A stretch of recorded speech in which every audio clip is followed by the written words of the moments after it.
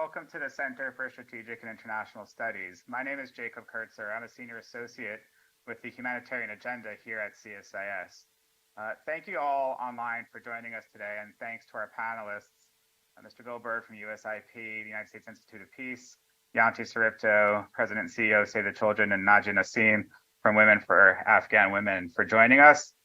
And special thanks to my colleagues, Dan Rundy from the Project on Prosperity and Development at CSIS, Jude Larnard and Thomas Braja for helping put today's discussion together, as well as all of my colleagues in the streaming and broadcasting and events team here at CSIS who make these events happen on the back end, and their unseen work is really appreciated.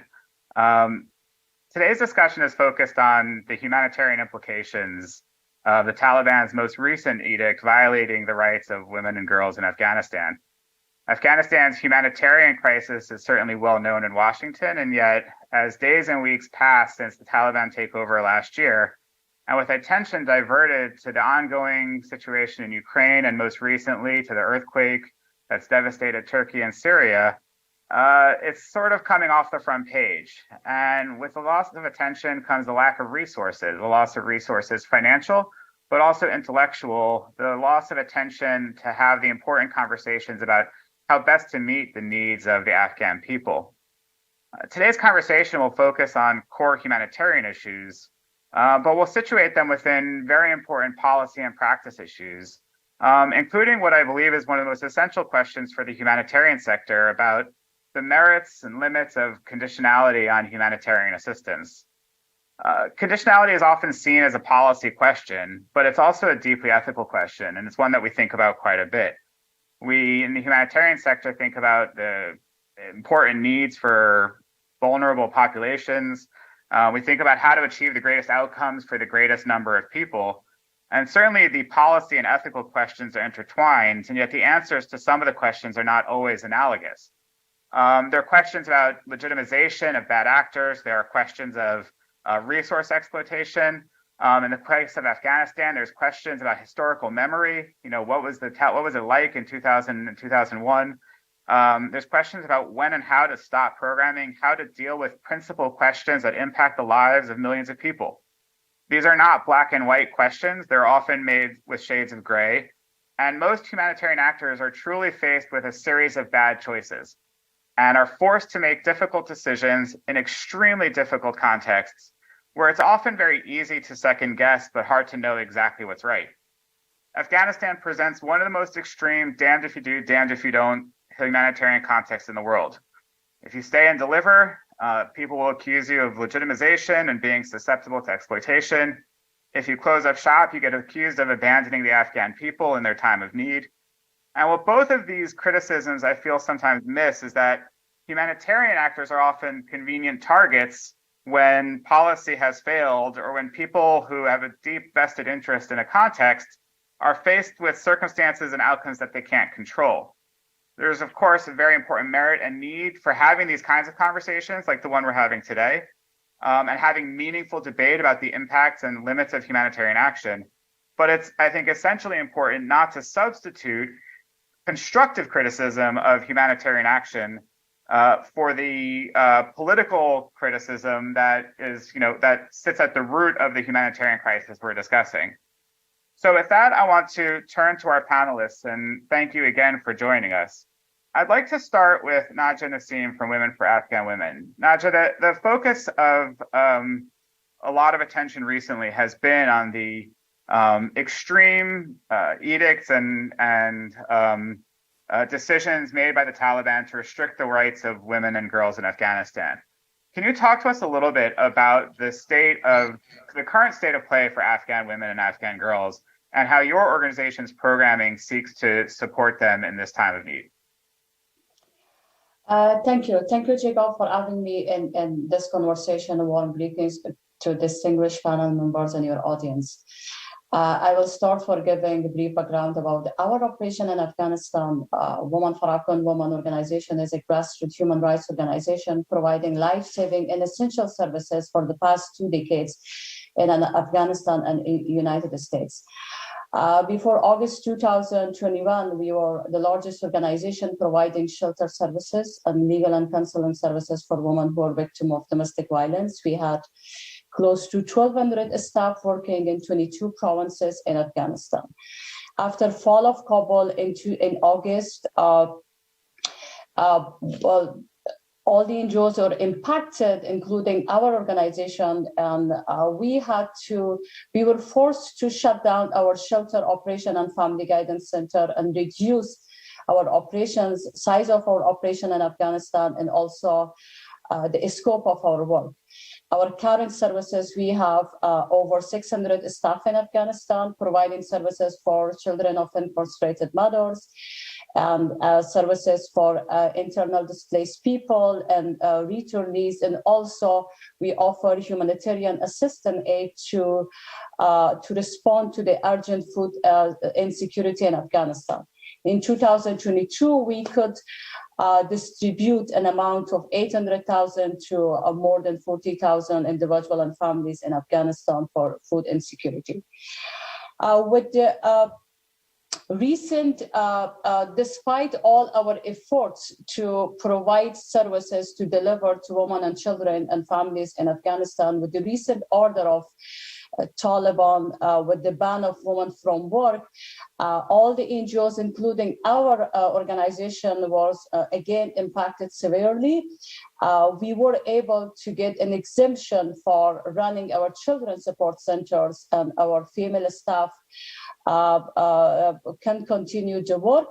However, there are hundreds of our female staff that they are forced to stay at home and until an uncertain future and an uncertain time. In consultation with the donors, in some areas, we have been able to provide those resources that they can work from home. But looking at the nature of the operation, especially being in front line in humanitarian aid for millions of people, not everyone can work from home. That's not a solution, and that's not possible. We are working with a coalition of NGOs, Akbar, and continue our discussion with the authorities so that they revisit their decision and reconsider the decision. But looking at the nature of the operation and looking at the current situation and the violation of women's rights in Afghanistan, and this decision, the ban of women, not only impact the women who deliver services, but millions of Afghans in Afghanistan in such a humanitarian crisis that they can't receive those aid in a timely manner, or not even timely, that for some of the areas that it's not there. So it's unacceptable. As a women's rights organization, we advocate against these decisions on women, and that the impact and the crisis is even more in the country. The long-term impact will be worse if this continues. Thank you.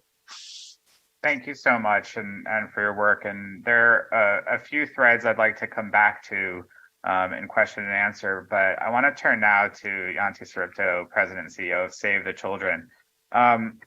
There's an intense focus, rightfully, on the needs of women and children, but there's also a larger humanitarian emergency that affects all Afghans. And I wonder if you can give us a little bit of a state of the operational environment for Save the Children, and maybe talk us through a little bit about how your organization makes the decisions about when and how to start or stop programming in a context like this. Yeah.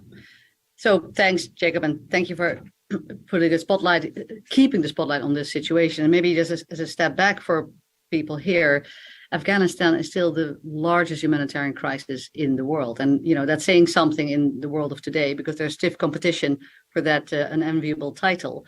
But it's a $4.6 billion humanitarian response plan, all of, you know, the OCHA-led response plan, where all of the NGOs and UN agencies come together. And we need that program to essentially fire on all cylinders for the 28 million Afghans who are in humanitarian need, many of whom, of course, are women and children. And instead, because of a ban like this, we are completely hamstrung and essentially, trying to do this with, arms tied behind our back.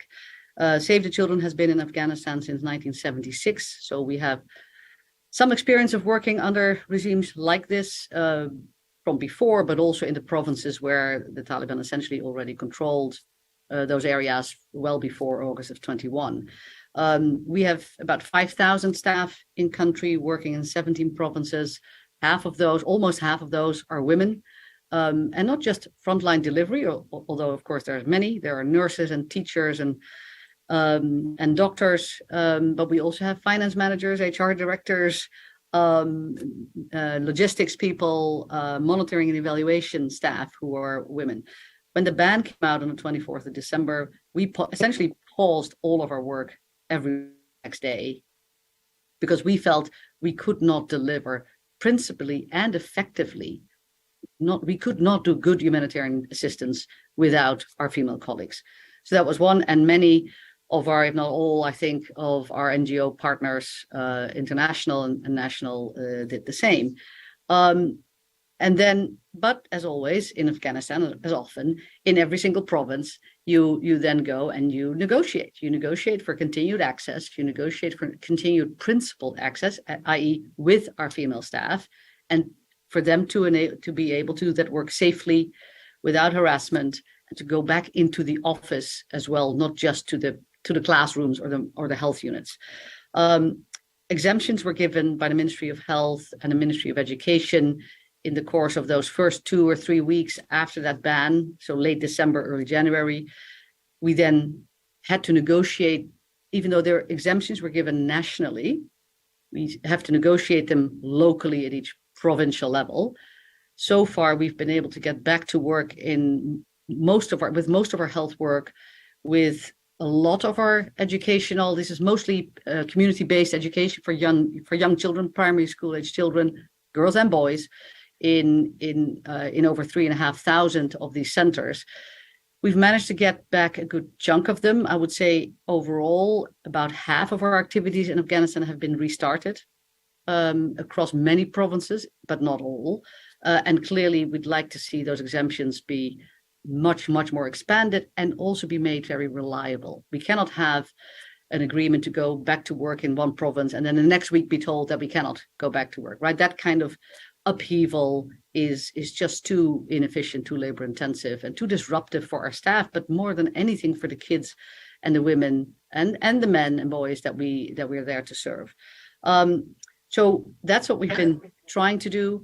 We've been very clear that we will not restart our work if we cannot do that with women. It's a matter of principle for us, but it's also a matter of operational effectiveness for us. And that's what we've tried to explain to Taliban leaders and the ministries that we met when I went there with Martin Griffiths a couple of weeks ago, to say, we cannot do this work in the right way. It's not helping your population if we cannot do our work principally. And in the end, women, children, men and boys will die because of our inability to do this work.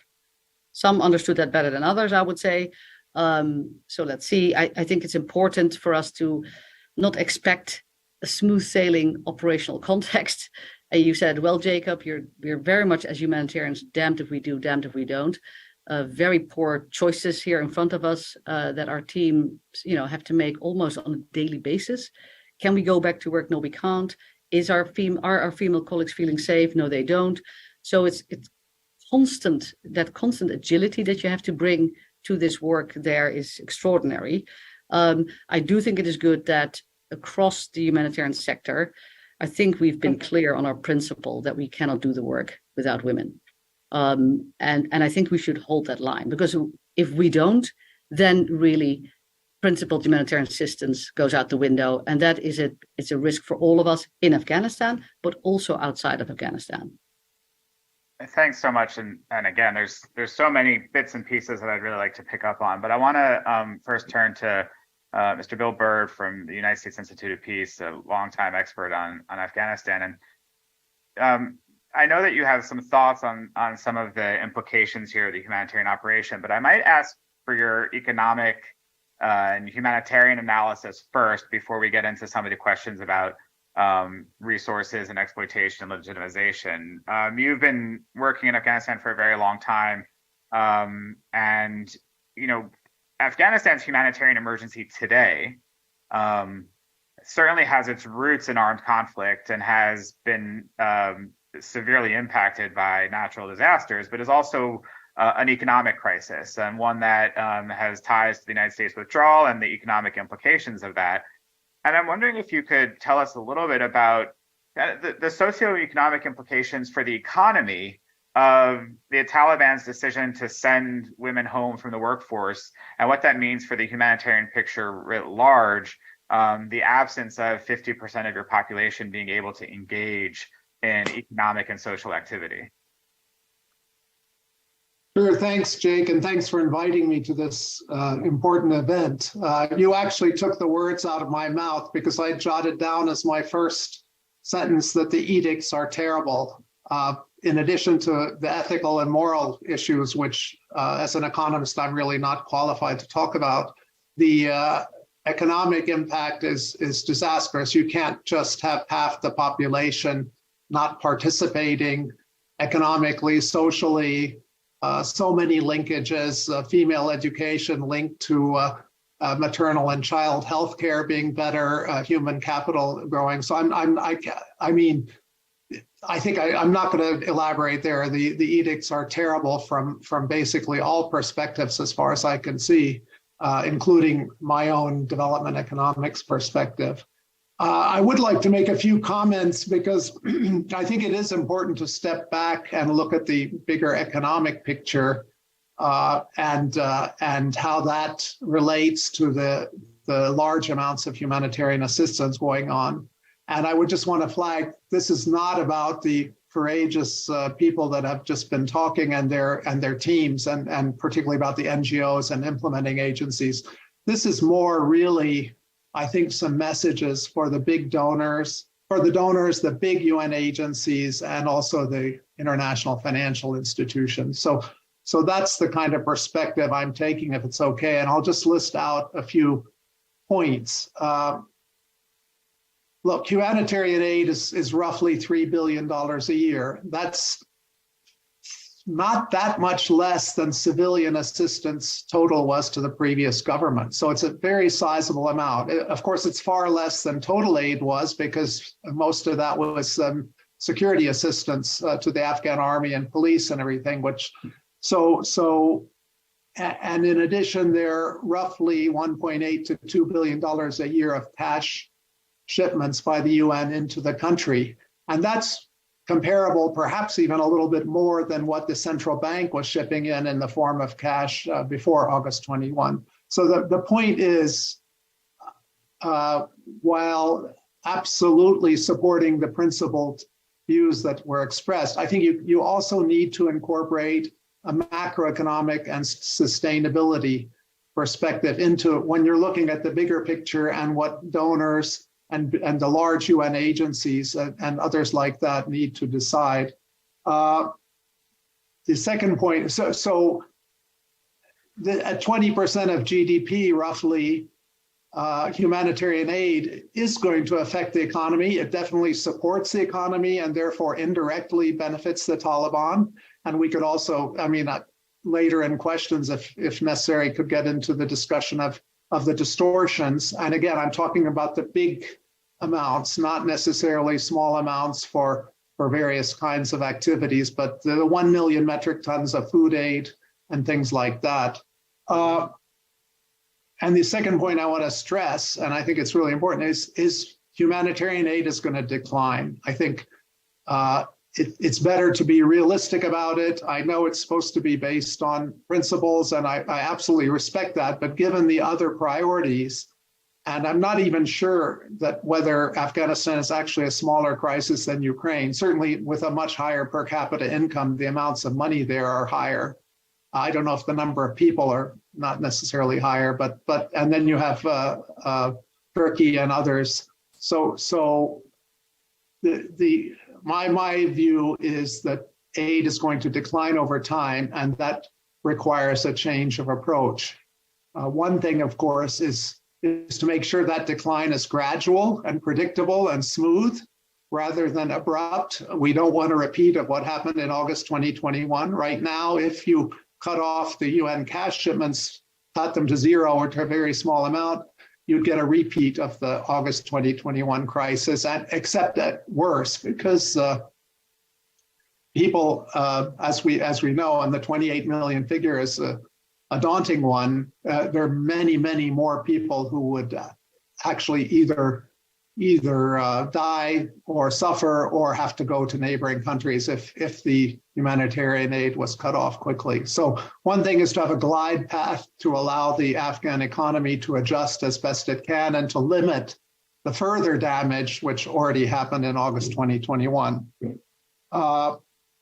Second, another point, and I'll try to be quickly through these, but can take them in the thing. You need to recognize the fungibility. Taliban are collecting $2 billion a year roughly and are paying teachers' salaries. And I think the international community decided not to pay government teachers' salaries, and that was the right decision because that would just free up Taliban resources to even more for prisons, which are full, and also security and other expenditures like that. So fungibility, and then take a risk management approach. Look at the risks and rationally and manage them appropriately, rather than somehow thinking you can take a zero tolerance approach. And then prioritizing and enhancing the cost efficiency and cost effectiveness of humanitarian aid. I mean, these are kind of development aid issues which would not apply, let's say, in Turkey, where you're just urgently trying to respond to an immediate disaster. But if you have a prolonged, complex economic crisis that's at the bottom of the humanitarian crisis, then you need to start thinking about aid effectiveness issues. I can elaborate on that if useful. Much greater use of the Afghan private sector. I mean, I would argue WFP should not be shipping in any food aid and other things like that on its own account. Let the Afghan private sector is able to manage trade, is able to do that. Then exploring ways to use the $3.5 billion of foreign exchange reserves, obviously not to turn them over to the Taliban, but to support the private sector and perhaps to help smooth the fluctuations on the macro side that might happen with declining aid. Same with the World Bank. They have leftover funds which could be used again to kind of smooth the gradual decline of aid and avoid further damage to the extent possible. Bill, can I just interrupt you for 1 second and ask you? I want to dial back to something that you started with in terms of accepting that some of this money is going to, it supports the Taliban in a sense, because both from fungibility perspective, and it's a lot of money, and it pays some of their bills. And I'm curious if you could draw on your experience. One of the top line conversation topics is conditioning assistance on behavior. And I'm thinking if you can draw back from your experience working with the development banks, I mean, does that kind of conditionality work? Are there examples, maybe not just from Afghanistan, but elsewhere, of saying we'll hold back X until you do Y? Because I think part of the challenge for humanitarians is it doesn't seem like it works in Afghanistan. And then you're basically left with a choice of do we or don't we, as opposed to a choice of how do we find the best argument to make to enable a policy change that we want to see. So I'm just curious how you see that aid conditionality question. Well, it's a complicated question, and there are some things that work if you're looking at economic conditionality and things like this. I think the past few years have shown abundantly that this does not work with the Taliban government. And so I would argue much more for the humanitarian aid community, particularly the big donors and UN agencies, to focus on and manage better what is under their control, i.e. the practices, the performance, and the aid modalities. And frankly, of course, keep telling the Taliban how bad the impact of these things is apparently arguing that it hurts the population doesn't really work with the Taliban. So I would avoid. I mean, I would avoid this, what we call here in DC, the search for leverage, which is really chimerical, and it hasn't worked with the Taliban ever since the Doha negotiations. And I don't see any reason why it would work now. So rather get our own act together, minimize further damage to the economy, and try as best possible to save lives and support Afghan people. So maybe I can then turn to you, Yanti. You know, given the size and magnitude of your operations, one of the things Bill talked about was risk management. And so thinking about your own experience restarting operations, can you talk a little bit about how SAVE approaches this risk management question, both with respect to the donors, you know, who you have to respond to, but also in terms of the assurances and conversations you had with the Taliban about your own needs for risk for safety and security, but also, you know, so there's sort of two different sides of this risk management question, and how do you approach it in this context?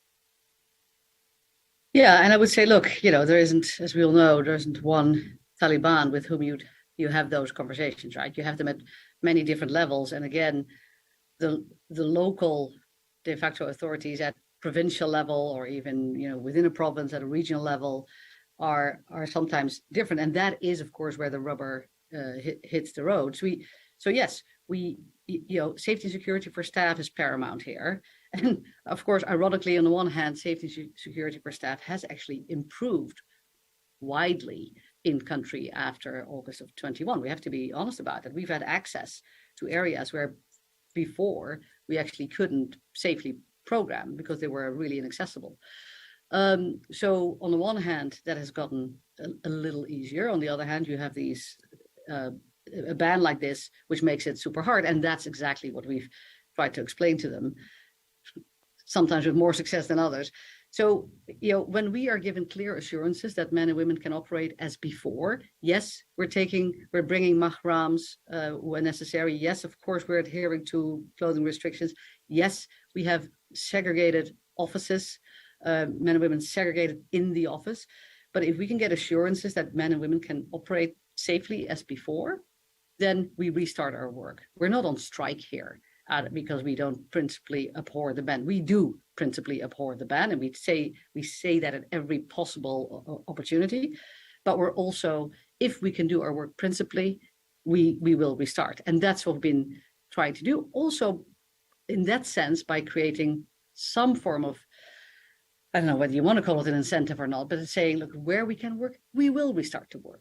And that community will receive the services and the products and the cash that you know, we think they need and deserve, and anything else. So I do think, you know, that's the way that we have to engage. That's also, and so far, the response from our international donor base, US and otherwise, ECHO is in there as well, has been incredibly supportive and flexible, and I think they support our stance on delivering principled humanitarian assistance, and they've been supportive, and at least for now, allowing us to continue paying our female staff, even though in some areas we haven't been able to go back to work, and holding the line on that, which I do think is important.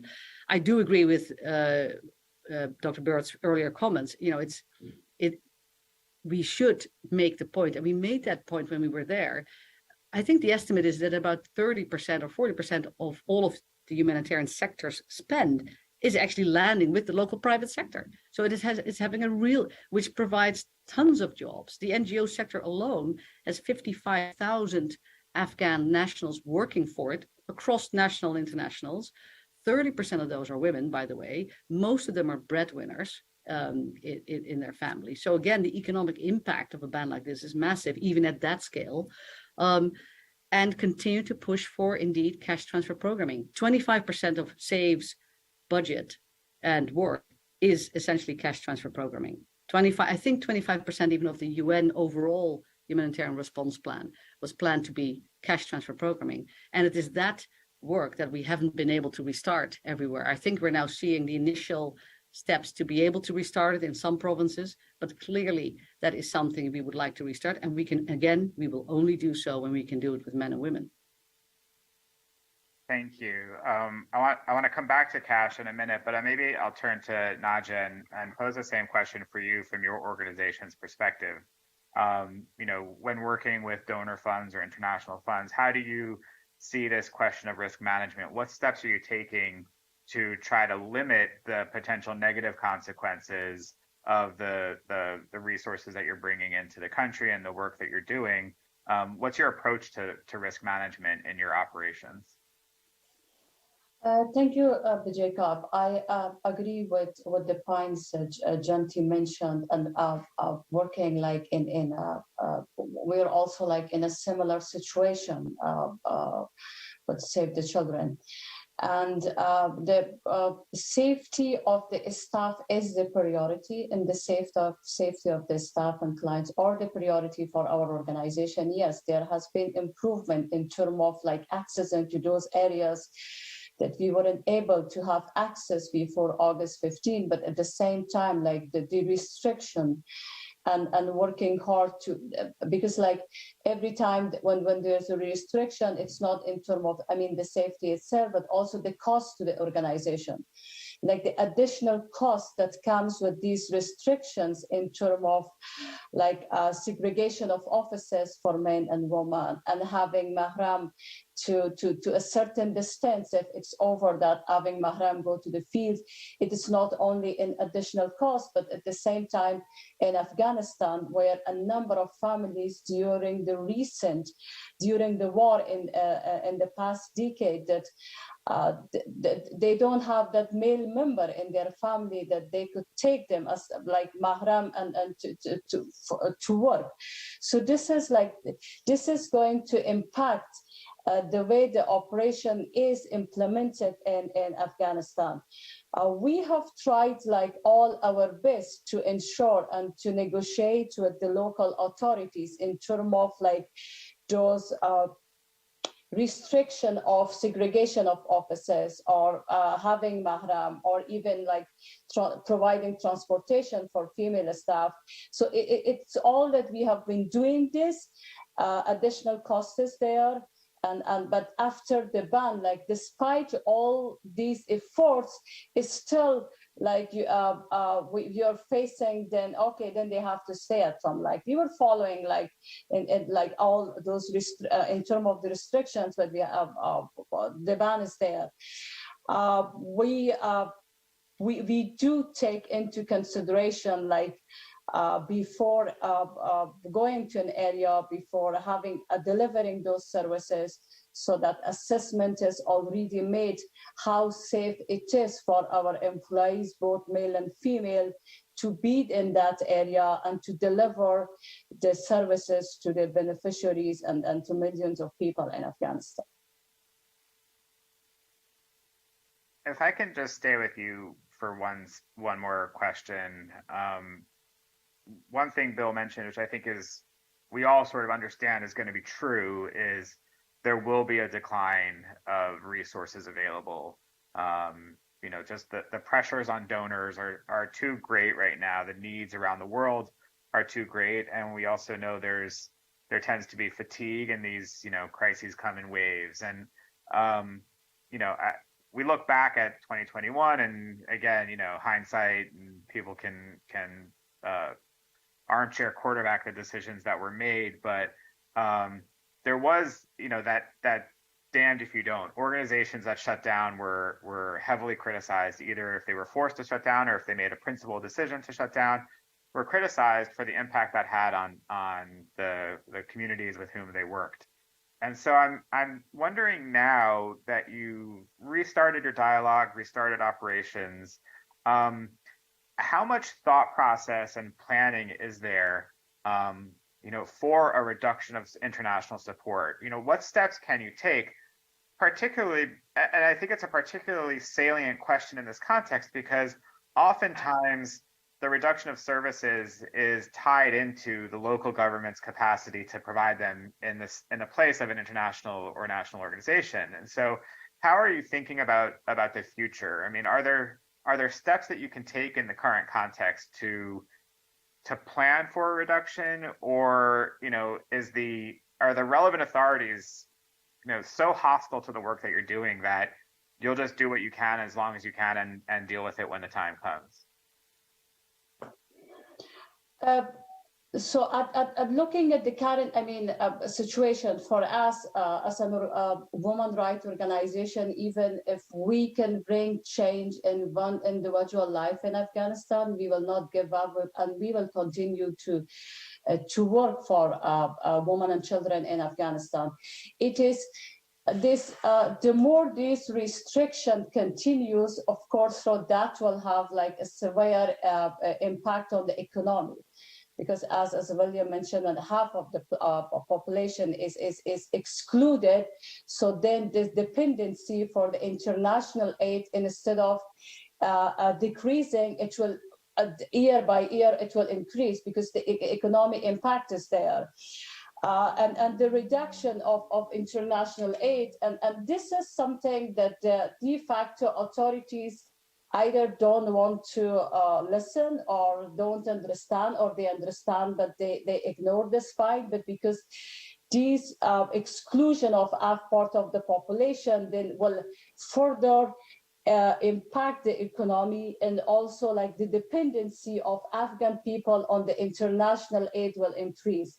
And when on the other end, if the resources are reduced and the humanitarian crisis are already there, so that will be like a humanitarian disaster in Afghanistan. Millions of people will, from the anger we already see in a number of the provinces, that families, they sell their children. They have to sell their children. It's not an easy decision for parents to sell their children to feed the other children. So this is going to also like lead to increase in domestic violence in Afghanistan, increase of child marriages, increase of forced marriages. So these all will lead to those unfavorable those consequences that we don't want this to happen. But unfortunately, that decision, like looking at the impact, the severe impact in economy and all the social factors here, but that's not understood by the current de facto authorities in Afghanistan. So the long-term consequences is, I see it like horrible if this continues, these orders on restriction and limitation of women in Afghanistan. Thanks. It's an ominous future. Bill, maybe I can come back to you. In your opening comments, you talked a bit about the variety of actors that play a role in responding to the needs of the Afghan people. And I'm just curious your perspective on the role of an institution like the World Bank in a humanitarian context like this, in a place where the state has such, the de facto authorities, or whatever you want to call them, have such limited governance capacity, right? So the humanitarians are essentially, the humanitarian money is propping up the economy, is providing all these essential services. It's not sustainable. But the humanitarians also have really, these are organizations with codes of conduct and principles. And as the World Bank, is there a unique opportunity for the World Bank to play some sort of either intermediary role or transitionary role? Is that an effective way to think about going forward, or does the World Bank have the same, or the ADB have the same kind of principled and operational challenges that a humanitarian organization might have? That's a very big question. Sorry, I think there is a role, and I've been arguing for that to in line at least, if not, well, there is possibly some money. And in fact, I think the first approximately 200 million that the World Bank released from the ARTF went actually to humanitarian assistance. So that shows that where there's a will, there could be a way to contribute financially. But perhaps even more important, the World Bank has the comparative advantage on the macroeconomic fiscal sustainability issues, and therefore could be more proactive, I would argue, in helping coordinate humanitarian aid at the high level. This would obviously require a bit of boldness on their part, if I could say so, plus authorizing, the same donors that are probably keen for the World Bank to do more are represented on the board of the World Bank, but they just have, sometimes it's different ministries from those organizations, so they need to come together and put forward a more forward approach. I think maybe quickly on the risk management, very important personal safety risks that the other panelists raised. My reference was also just to this idea that somehow huge amounts of cash coming in through the UN are okay from the money laundering and anti-money laundering and CFT point of view, whereas the minute you do some financial transaction with an Afghan bank, the risk is too great. So that's where you need a risk management and look at the risks of different ways of delivering assistance. And I'm a big fan of cash delivery and potentially digital delivery. There's a recent pilot program for digital delivery directly to Afghan women, which may be worth pursuing. But to answer your question strongly, I would like the IMF, but that's probably hopeless. But the World Bank could become more involved and really could be helpful in coordinating and smoothing, taking into account these macroeconomic aspects, which the UN system is not really well geared to do. Last point quickly, we say they don't govern, but they're collecting revenue better than the previous government. The intelligence agency is functioning quite well. So there are some aspects of governance that the Taliban are handling, and they haven't totally lost all capacity. Thanks. I think that's a really important reminder, about that last bit on there's capacity on the things that they care about, revenue collection and intelligence collection. There might be as well the capacity to run an education ministry. It just doesn't seem like it's a priority. And I want to, Yanti, let's talk about this cash question and the risk management for cash, but also, why does Save the Children prioritizing it? Bill, you talked about cost effectiveness and all these things. So can you talk a little bit about the cash programming and why, in this specific context, do you think your organization thinks it's the best methodology or best modality to meet the needs of Afghan people? Yeah, and it's not just in this context, right? It's been well documented. Cash assistance gives dignity, choice. It helps keep the local economy going. I was there a couple of weeks ago. There is fresh produce in the markets. There are small and medium-sized enterprises that are functioning in the Afghan economy. Before the ban, I think there was even, a mooted idea, certainly with UNDP and the bank. I was very happy, by the way, to see the World Bank back in country with representation there, which I think is incredibly important. And we try to make that argument with Taliban leaders as well. That level of cash assistance and the dollar bills literally being flown into the country is it's helping prevent the Afghan currency from a complete slide into oblivion, but it's also still creating local jobs, making sure that people can actually, decide what they need for their families rather than us deciding by giving them food or non-food items, etc. Of course, there are occasions, there are events where those local markets aren't functioning properly, or there isn't enough of this or enough of that. Of course, you always need to look at that. But by and large, where we can do cash, we will try to do so. Now, again, all the work that Nadia was also talking about around protection around gender-based violence, protection for children, making sure they feel they can stay in school, making sure that girls go back to school, all of that won't be resolved by cash transfer programming. So it is always both and. But by and large, where we can do cash, and we think it really helps certain levels of poverty, it also helps girls staying in school. If the family has less concerns about poverty, then it's more likely that girls or children in general will not be put to work, will not be married off. You mentioned importantly that cash is a modality that's not just effective in Afghanistan and for all the reasons that you highlighted. So I want to just ask you a big question as we come to the end of start to look at the end of the time for today's discussion. One, you sit at the top of an organization that works globally, and are there analogous contexts where with a repressive regime that you have experience working with? The one that comes to mind for me is Myanmar, because we saw a lot of shutdown of humanitarian operations at various different times when the junta was in power and out of power. But I'm curious, from your perspective, are there analogous situations to learn from?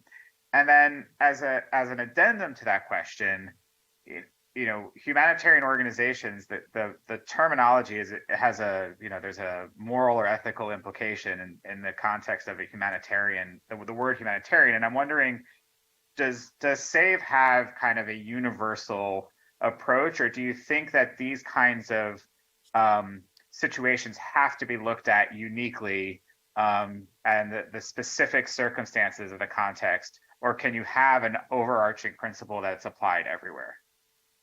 Yeah, that is a big question. So sadly, yes, we do have experience with working with, I would say, unhelpful authorities. Look, the world over, and not just in Afghanistan. And I could name a fair few, actually, aside from the one that you mentioned, although that is certainly also one of them, and where we are actually, I think, one of the largest operational agencies. And again, often those. You're right. It's definitely never black and white, or hardly ever. Sadly, people looking for simple answers, well, not to be found here. Usually a string of bad options, not even acceptable options. But we still have to choose, therefore. And I think we have agency over that choice, however painful the consequences, whether we stay or leave, or stay and witness really, despicable acts of violence. So we have a couple of principles, but we do have to have these conversations because every situation is different. It depends on how long we think it's going to take. It depends on who else is there. It depends on how deep is the deprivation. What is our role? It depends on what do we think our actions actually influence. Whether we stay or go, does that actually help? Is there a win here? And that really depends on which country at which point in time. I think our child rights framework is our guiding star for sure. Our rights of children upheld here, and are they more at risk whether we do something or whether we don't do something? And I think that should always be your guiding principle. I think it becomes problematic if you get too concerned about, is it the funding that comes through us or not? And that you should always try to keep that out, even though it's hard, right, for actors in this sector to do that, but as for anybody. But I think that's what we really try to do. Take your child rights, take the UNCRC, the Convention of the Rights of the Child, as your guiding star, and then try to operate within it and say, our actions, where do they improve those rights being upheld, and where do they create harm? And do no harm for us is a real principle. Sometimes by us staying and delivering, if that would create more harm, delivering with men-only teams would create harm, which is why we're very clear that we will not do that. Right? So you have to have a couple of things that you really stand by that are indeed red lines. Regimes telling us who to work with, who to hire, who to partner with or who not to partner with, very much on the edge, right? Sometimes we feel that it's still worth going in that direction. Sometimes we say, no, this is it. And if that doesn't work, then we have to leave. And sometimes we do. We leave countries and we leave regions within countries where we feel that principal assistance is not possible. Thanks for that. I mean, the weight of these questions on the shoulders of a CEO must be incredibly difficult. I want to turn to you, Bill, maybe as we sort of get into our final thoughts. In one of your previous comments, you talked about a change of approach. And it felt like, maybe I misunderstood, but it felt like it was a change of approach for the humanitarian operations. But something that's come up in this conversation a few times is, the Taliban is governing, right? They are, they are doing things. We don't like a lot of the things that they're doing, but there is some capacity there. And so I think maybe looking at the political side of the question, or the policy, the U.S. policy side, does this change of approach, when we talk about the change of how the humanitarians work, is there a need for also a change of approach in how we think about the overall United States or UN or international community, for whatever that means, relationship with the Taliban? Or do we, are we better off served maintaining a clear line about who these de facto authorities are and changing our operational or practical approach to doing the kinds of work that we're talking about doing?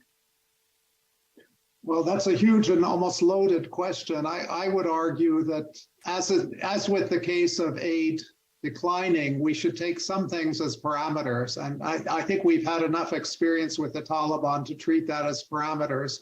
So what that means is essentially recognition is off the hook, off the table. And if you want another reason for that, recognizing the Taliban government would be a way that would improve the case of the 9/11 plaintiffs for the remaining $3.5 billion of foreign exchange reserves, because then actually the US government recognizing the Taliban would say, yes, then the Taliban are the government, and that money could be allocated by a court to 9/11 victims, plaintiffs and their lawyers. So I would argue that's an additional reason, but basically, realistically, I don't see much scope for improved political relations. I do think there's important non-financial engagement that needs to be continued. And I also was very happy that the World Bank spent, I think their country director spent most of January in country, and that's great. It would be nice if they leave the UN offices and they have basically a bunker, secure building. So hopefully they will be able to do that even. And I would urge for this kind of non-financial engagement to continue, including by the US government, while definitely not easing up on some of the the sanctions or let alone the recognition side of it. I don't think that's that holding back and that conditionality is not going to necessarily change the Taliban's views, but one has to basically, I think we've been spending way too much time over the past few years trying to figure out and trying to influence the Taliban behavior, when there's so much that the international donors and the aid community could do to improve their own practices and performance, and that should be the focus, particularly with declining aid, to make it as effective as possible. Thanks. And I want to make sure that before we conclude the conversation, we again, center the populations of greatest need, the women and girls specifically, who are so uniquely vulnerable in this context. So maybe, Nadia, I'll turn to you for some final thoughts about how we can, sitting in Washington or wherever else folks might be, what you need as an organization, what can we be doing to best support organizations like yours, to best support the Afghan people, and any final thoughts you might have on the path forward?